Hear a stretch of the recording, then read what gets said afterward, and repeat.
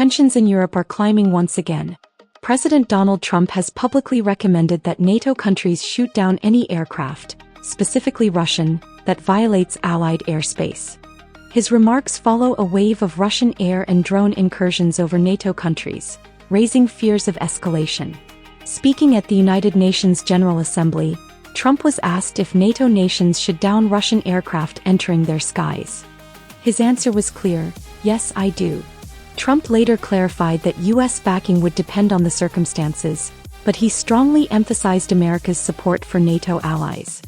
His statement comes after multiple high-profile incidents. 3 Russian MiG-31 jets breached Estonian airspace. Dozens of Russian drones entered Polish and Romanian skies.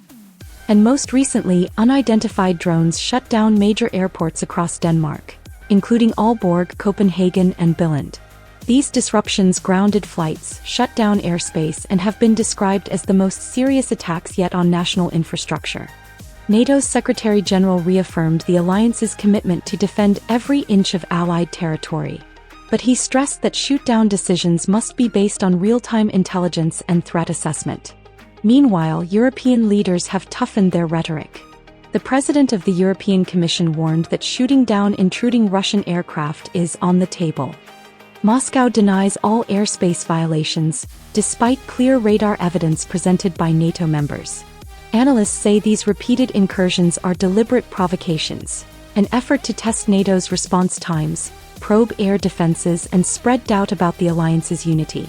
Estonia has already invoked Article 4 of the NATO treaty, demanding consultations after the MiG-31 incident. But inside the alliance, disagreements remain. Poland, the Baltics, and the US push for stronger military responses, while Germany and others warn against escalation that could spark direct conflict with Russia. The risks are clear. Each violation raises the chance of a deadly miscalculation. Some officials believe Russia is prepared for escalation, gambling that NATO's hesitation signals weakness. President Trump's recommendation, endorsed by several NATO officials, marks a turning point. The alliance now faces a crucial decision: stand firm with immediate, forceful responses to Russian provocations, or risk emboldening Moscow further. The skies over Europe may well decide the future of NATO's strength and its unity.